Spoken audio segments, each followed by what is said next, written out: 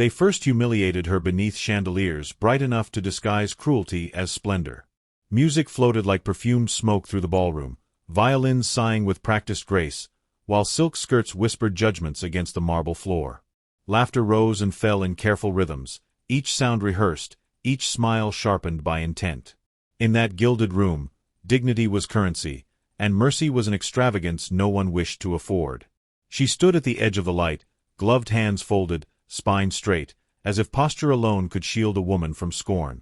She had been invited, yes, but only just. Her name had appeared on the list with a pause, a raised brow, a murmur passed between hosts who preferred scandal at a distance. Tonight, distance had failed them. She wore a gown of modest elegance, chosen for restraint rather than notice, yet notice found her regardless. Eyes traveled toward her and then away, as though looking too long might stain their own respectability. Fans fluttered. Voices softened into whispers that grew sharper the closer they came. They spoke of her as if she were already a ghost. A woman ruined not by crime, but by rumor, which in polite society was the more unforgivable sin. Some said she had once loved where she should not have trusted. Others hinted at secrets more convenient than true. No one asked her version. Victorian mercy rarely extended to listening. It was simpler to condemn than to understand, and far more entertaining.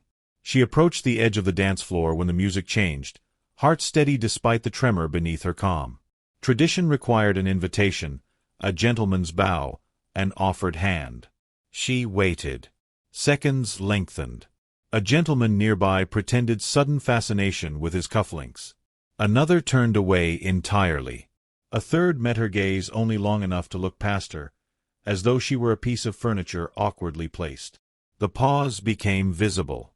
Silence gathered weight. Somewhere, someone laughed too loudly, attempting rescue through noise. The hostess shifted, smile tightening, already calculating how swiftly this discomfort might be erased. The woman at the center of it all remained still, chin lifted, cheeks pale beneath the candlelight. Shame, when mastered long enough, becomes something like armor. That was when the Duke entered the room. He did not announce himself. He never needed to. His presence carried its own authority, quiet and unyielding, like stone that had learned patience. Conversations softened. Spines straightened. Even the music seemed to listen. He moved through the crowd with measured ease, dark coat immaculate, expression carved from restraint. Titles followed him like shadows: landholder, power broker, man whose signature could ruin or restore. Kingdoms bent toward his favor, yet his eyes held the fatigue of one who had seen too much obedience. He noticed her not because she sought attention, but because the room recoiled from her. In a life trained to observe currents beneath ceremony, that recoil struck him as honest. He saw the way she stood alone while pretending not to be, the way her dignity held even as the floor threatened to swallow it. He paused, glass untouched in his hand, gaze lingering longer than courtesy advised. Across the room, she felt it. Not the weight of scrutiny, which she knew well, but something else. Consideration. She looked up and met his eyes, expecting judgment and finding none. The moment was brief, fragile as frost, yet it altered the air between them. She inclined her head, not in invitation, but in acknowledgment, a small courtesy granted to a stranger who had offered nothing but attention. The whispering began anew, sharper now, threaded with anticipation. The Duke was not meant to look at women like her. His life belonged to alliances, to heirs and estates, to marriages negotiated as carefully as treaties. That his gaze should rest upon a woman marked by disgrace felt dangerous, almost indecent. Several guests watched closely, eager for proof that even he would turn away. He did not. Instead, he shifted his stance, as though considering a decision long delayed. His expression remained composed, but something resolute settled there, a quiet refusal to participate in the evening's cruelty. Around him, society leaned forward, breath held. The woman felt the floor steady beneath her feet, uncertainty giving way to a cautious, aching hope she had learned not to trust. Before he moved, a voice carried clearly from behind a fan, sharpened by wine and confidence. "Poor thing," it said, with deliberate pity. "One must admire her persistence. Though surely even persistence has its limits." The words struck like a slap, meant to be heard. The woman's shoulders did not flinch, but something inside her closed, practiced and precise. She lowered her eyes, preparing for the familiar conclusion: endurance without rescue, dignity without reward. The music swelled, oblivious. Then footsteps sounded against the marble, unhurried, unmistakable, moving toward her rather than away. She looked up as the Duke stepped into the space no one else would claim, his shadow falling gently across her bowed hands, and for the first time that evening, the room fell truly, fearfully silent. He did not yet speak, and that restraint unsettled them more than any declaration. His eyes remained on her face, attentive, measuring not her worth to society but her endurance within it. She sensed the invitation before it was offered, felt the danger and the grace intertwined. Around them, chandeliers glittered with renewed menace, as though light itself resented defiance. The hostess froze. Mothers clutched daughters closer. Somewhere, a pen scratched tomorrow's gossip into existence. The Duke inclined his head, a gesture of impeccable politeness that carried the force of challenge. In that fraction of time, before words could soften or destroy, the woman understood that whatever followed would alter her fate. Shame still clung to her, but it no longer stood alone. Something else had entered the room, something deliberate, watching, and unwilling to retreat. History, she sensed, had paused, holding its breath for his choice. The Duke did not offer his arm that night, nor did he speak a word that might be quoted with certainty. Instead, he committed a subtler transgression, one that unsettled the room more deeply than open defiance ever could. He remained beside her. While the music carried on and conversation cautiously resumed, he stood within her orbit, close enough that retreat became impossible, distant enough to preserve propriety. Society noticed. It always did. Presence, in such spaces, was a declaration. She felt it like warmth against winter skin. Not rescue, not triumph, but acknowledgement. The kind that recognized a person as real. Her breath slowed.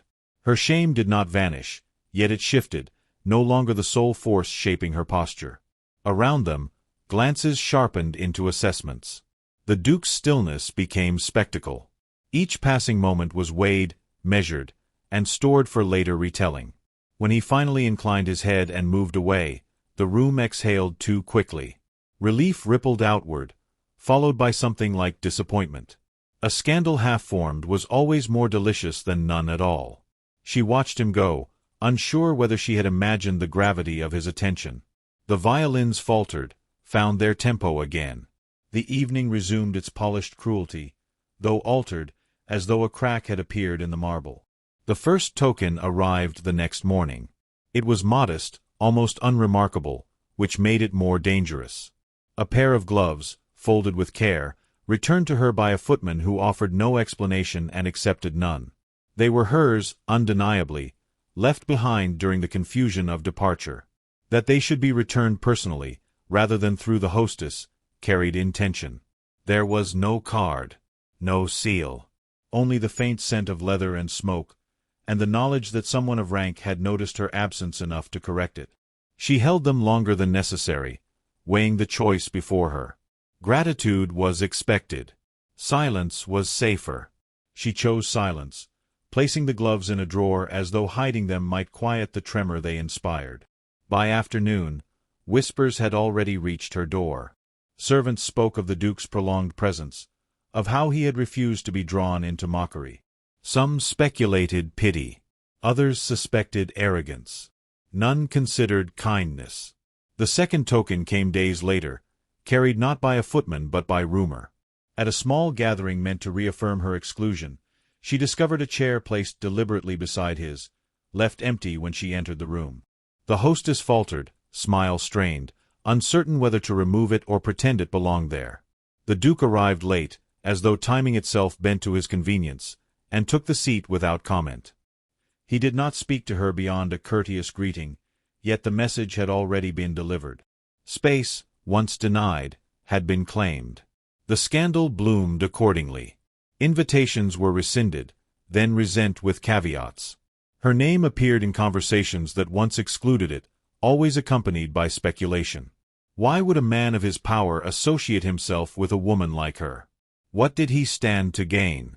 Theories multiplied, none generous. In their cruelty, they could not imagine an unprofitable motive.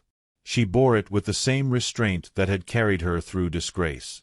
Publicly, she remained unremarkable. Privately, the weight grew heavier. Each small gesture from him sharpened the danger of hope. To be noticed by a duke was to be seen by all, and society's gaze was rarely kind. She began to understand that his attention, however measured, had already altered her position. She was no longer merely ignored. She was contested. The third token arrived unannounced, slipped into her hands like a secret. A book, bound in worn leather, placed among her parcels without remark. Inside, a passage had been marked, a single line underlined with deliberate care. It spoke of truth surviving rumor, of character revealed not by applause but by endurance. She recognized the choice as intimate, almost impertinent. He had not written to her, but he had spoken. She closed the book with unsteady fingers. No one had addressed her mind in years, only her supposed failings. The gesture unsettled her more than any flower or jewel might have done. It suggested observation, thought, perhaps even respect. It also suggested resolve. One did not mark books casually. The warnings came swiftly. A well-meaning acquaintance urged caution, voice lowered as if danger itself could overhear. "He is not for women like us," she said, with a sympathy that tasted of fear. Another was less kind, accusing her of ambition, of ensnarement. The heroine listened, absorbing each accusation without defense. She had learned that explanations only sharpened blades. The Duke, meanwhile, endured his own reckoning. Friends counseled discretion. A cousin spoke of alliances threatened, of futures jeopardized by unnecessary attention. He listened without interruption, then dismissed them all with a quiet certainty that brooked no debate. When pressed, he answered only once, his voice low and unwavering. "Reputation," he said, "is not the same as worth." The words traveled quickly, repeated with varying inflections, each retelling draining them of their gravity while spreading their effect. By the time the letter arrived, sealed in dark wax bearing his crest, anticipation had grown unbearable. She held it at arm's length, pulse unsteady, aware that opening it might change everything. The envelope was heavy, deliberate, impossible to ignore. Outside, the city moved on, indifferent. Inside, she stood alone with a choice that no one else could make. She broke the seal, breath caught between fear and longing, and unfolded the page, unaware that the words waiting within would draw her irrevocably closer to the very scandal she had spent years surviving. The letter asked nothing it did not also risk. It named a place, a time, and an understanding that no defense would be offered if she refused. The conservatory stood at the far end of his townhouse, glass walls breathing softly with the night, a space meant for cultivated beauty rather than confession. She read the words twice, then folded the page with care, as though manners alone might steady her resolve. By the time she arrived, rain had begun its quiet assault upon the city, tapping against stone and iron with patient insistence. He was already there.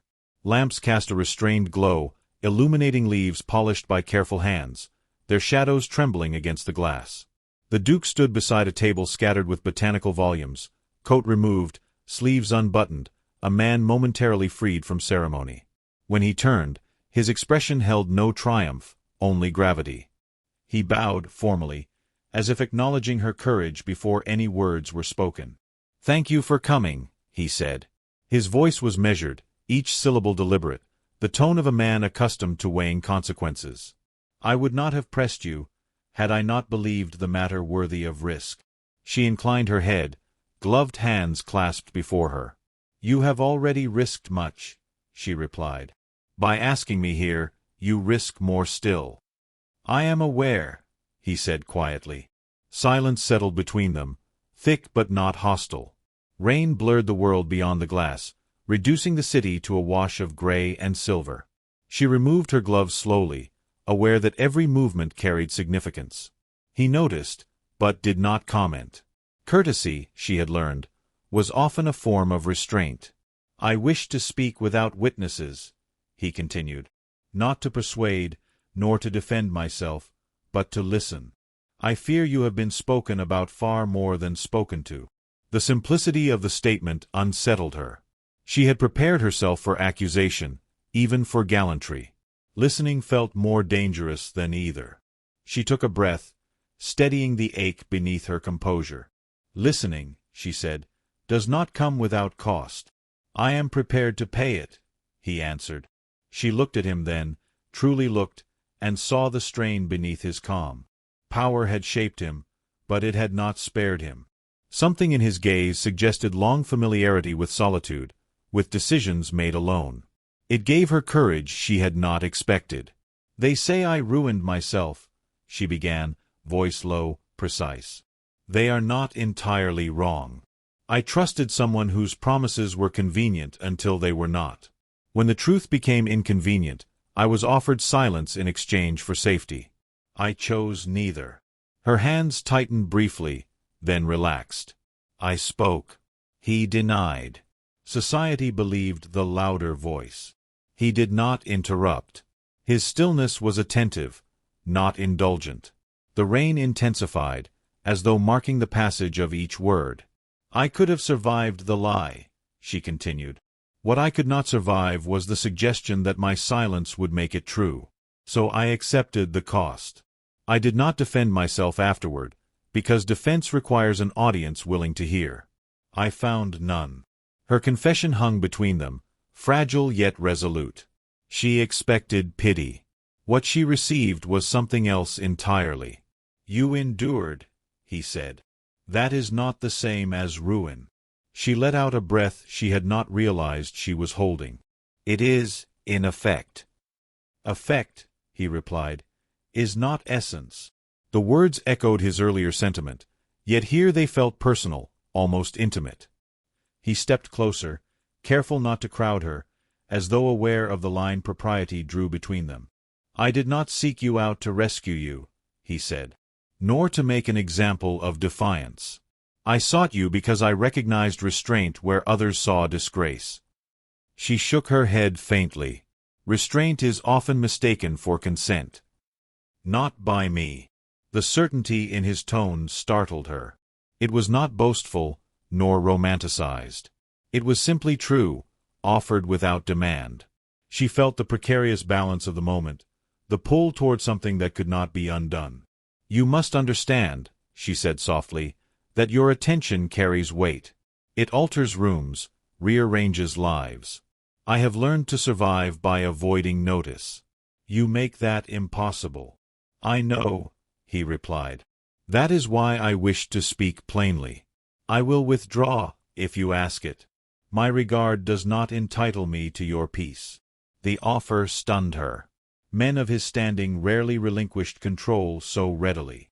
She studied his face, searching for calculation, and found only resolve tempered by respect. The realization shifted something deep within her, loosening a knot she had carried for years. I do not ask you to withdraw, she said after a moment. I ask you to be honest.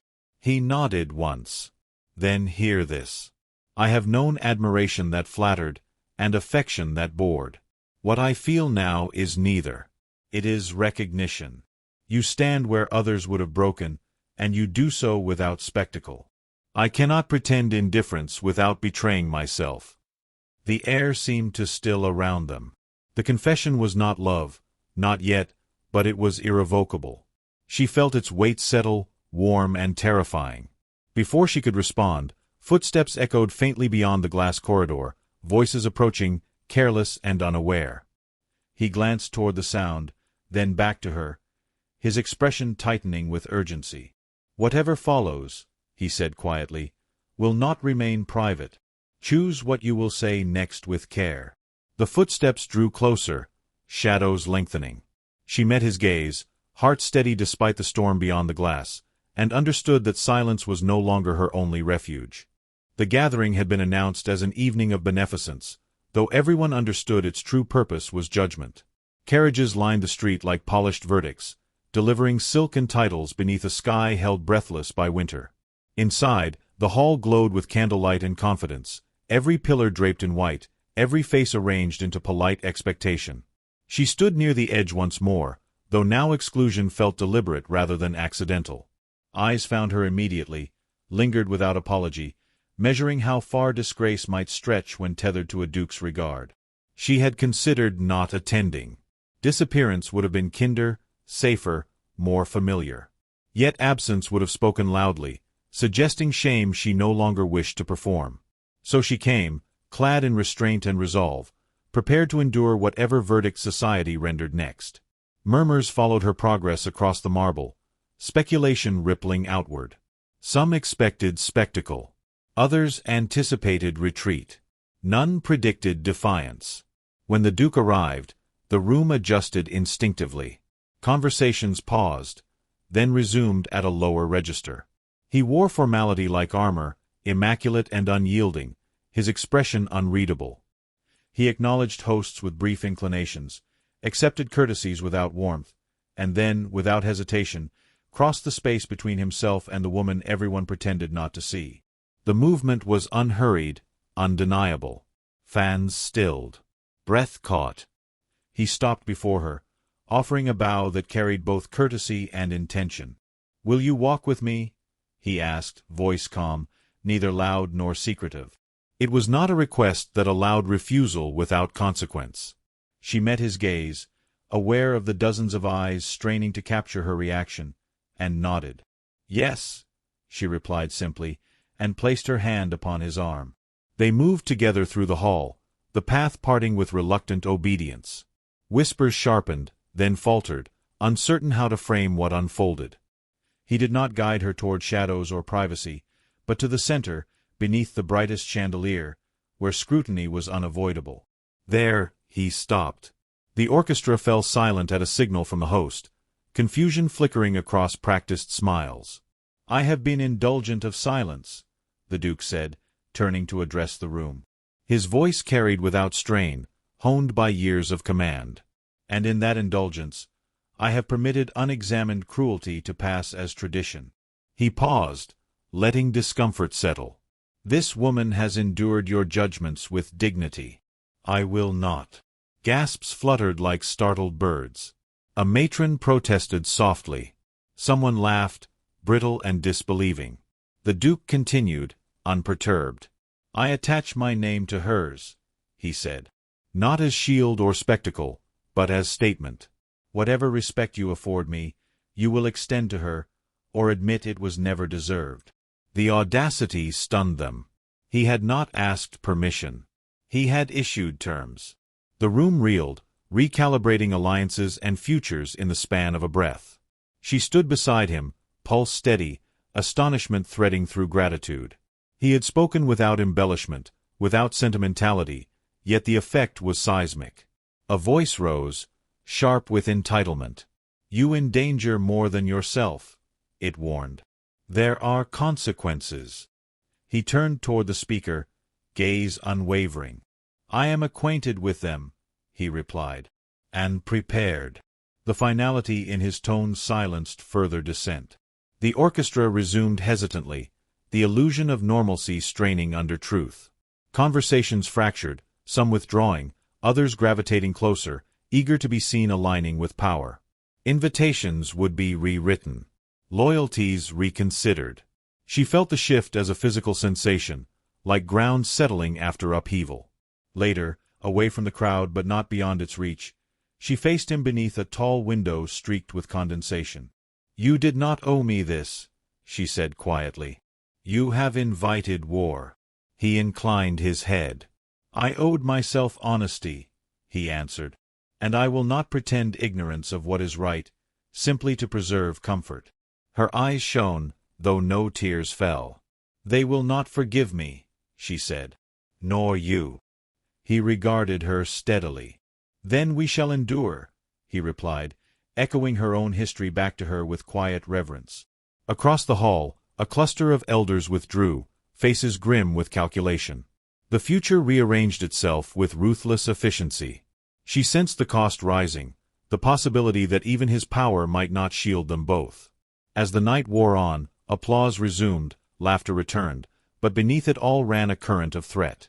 When the Duke offered his arm once more, guiding her toward departure, The doors ahead seemed heavier than before. Outside, the cold waited, and beyond it, consequences yet unnamed.